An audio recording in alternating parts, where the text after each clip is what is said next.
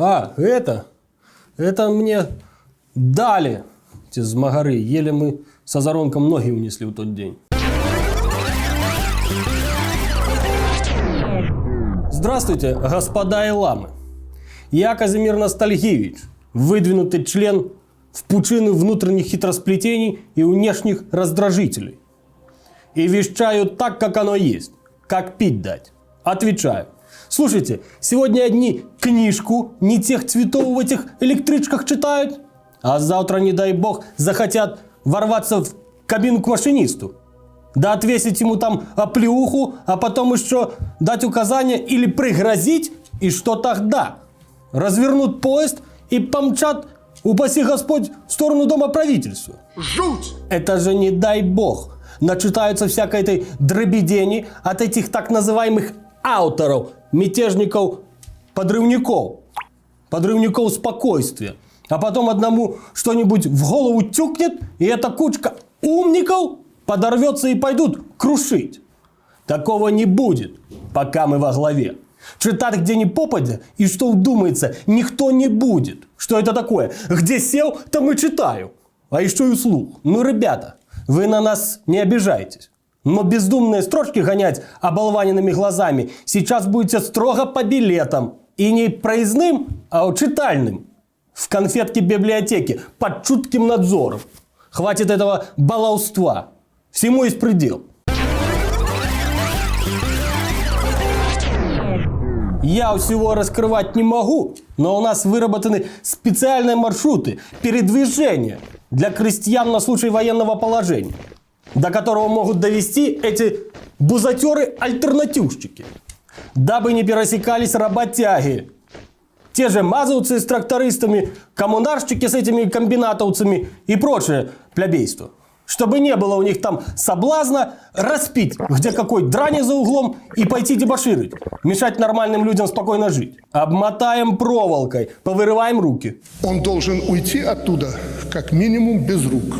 Платформа – это их голос. Послушайте, эти платформовцы накручивают за бешеные бабки себе там эти голоса. Мы знаем, как это все делается. Неужели вы думаете, что мы здесь, дурачки, такие сидим и в шапку спим? Ни в коем случае. Слушайте, аж 700 тысяч накрутили. С ума сойти. Хотя бы уже совесть имели. Хотя про какую совесть здесь говорить? Подставляют эту могучую кучку оболваненных здесь на местах, ходунов этих, которые потом уж, извините, но получат по полной программе и на всю, как говорится, катафалку. Догойдаются. Лучше бы они эти выделенные кровавые купюры направили на действительно помощь нуждающимся белорусам, если такие есть. К примеру, на здравоохранение, медикаменты, сухое молочко молодым мамочкам и прочее. Нет, им это не надо. А кому это надо? Правильно, нам, радеющим членопалатовцам. Выстоим, обеспечим, уколем. Фильм этого польского фраера – это расследование. Очередной дешевый вброс. Причем за немалые деньги. Выкинули в мусорку эти сморкатые белсатовцы. Да что они знают о политике, честное слово. Что они могут знать о кулуарных разговорах во имя и на благо белорусского народа. Да, не все можно говорить и афишировать, но поверьте, я, Казимир Ностальгиевич, заявляю вам процессуально-кодексно. Мы ни копейки не получили просто так по взмаху палочки. Мы не ГАИ. Мы Богом избранные слуги народа и каждый день жгем эти горшки. А этот троп пусть смотрят те, кому заняться нечем, и те, за чьи деньги снята эта польская фальшивка. Но за клевету на Творца ответят по всем законам и высшим, и наземным, и подземным. Точка. Фальшивка. Самая настоящая. Как говорится, хочешь мира, держи при себе правильного свидетеля. Говорят, что мы уже превратились чуть ли не в Северную Карелию. Что ж, отлично, говорю я. Давно хотел там побывать. Честь и хвала нашему егеру. Послушайте, день этот их воли. Мы прижучили парочку невменяемых еще на выходе. Все? Все. Остальным это в жизни не надо. Ну, может, только одной Багинской. Так та и вышла, походила, стяг ты сшитый сануч полунял и пошла счастливая домой. Вы же видели, ее никто пальцем не трогал. А провокаторов мы тут же от ее убрали. Чтобы потом на нас еще, не дай бог, не повесили. Хватит урать. Пора людям говорить правду. Не нужен нам их этот повод для нашего праздника. Наш праздник 3 июля, который потом и кровью застолбил свой выходной. Хватит. Этим лишь бы не работать. Это квинтэссенция распущенности. 3 июля, именно в этот день раскаленная, или как там правильно, Красная Армия погнала поганой метлой немецко-фашистских захватчиков в 1944 году от Рождества Христова и до рождения Творца. Праздник один, и он считается официально выходным днем. Остальное все гуляние в нерабочее время и в строго обозначенных членовым органам местах. Праздники у нас строго фиксированы, как и время на их святкование. И пусть с этим, в конце концов, уже смираться. Мы откопали страну из-под пепелища. Возвели новые стены своими руками под ключ. А не под копирку, как многим там хочется ляпнуть. Здесь не Москва, но и не Берлин. Мы клочок нашего пота и крови на растерзание хорошим жизням страну не отдадим. Так как неизвестно, как в ней после этого люди заживут. Не дай бог так, как хотят. Мы потираем то, что наше. Мы этого позволить им не можем. Вот вам ответ на этот вопрос, если кто-то этого не понимает. Глубинный ответ.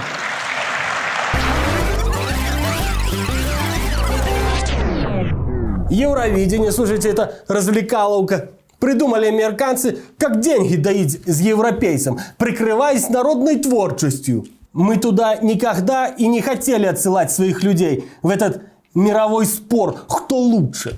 Мы без их фанер знаем, что лучше наших артистов и нашего праздника для души славянского рынка нет и никогда не будет, пока мы во главе.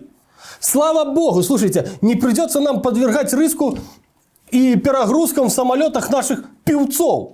Посмотрите, они там эту хворь размножат, начихают в этот один на у всех микрофон, наоблизывают эту головку, а потом всем кагалам прямиком на больничные койки, на мазок и под капельницы. Это нас Бог обнес. Спорт наше все, наш флагман на мировой арене. Для этого дела мы пошили им новую форму на Олимпиаду. Синюю. А синий цвет вам любой патологоанатом подтвердит, что он воспитывает чувство возвышенности, быстренности и сильности тела его духа. В этом их Пекине мы это в очередной раз и продемонстрируем всем змагарам назло.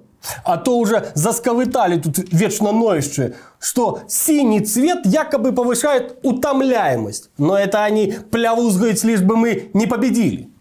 Послушайте, мы уже победили. И пора с этим оболтусом смириться. Да и с кем тут нам было тягаться, скажите? С Багинской? Мы ее возьмем с собой на Олимпиаду болеть. Глядишь, и поправится. Как говорили мудрецы с горы Олимп, берегите то, что еще у вас не отняли. Ибо сегодня па, а завтра жо. Подумайте.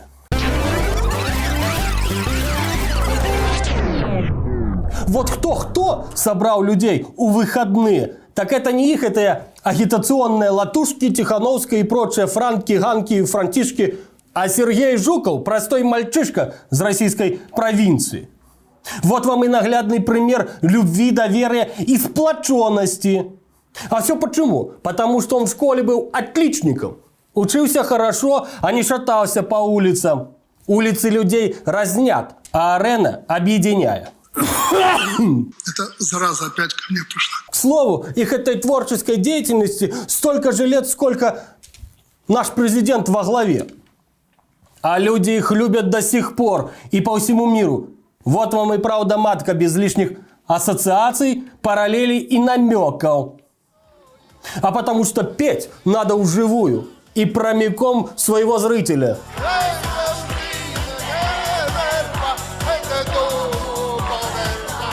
что мы и делаем на верхах долгие годы.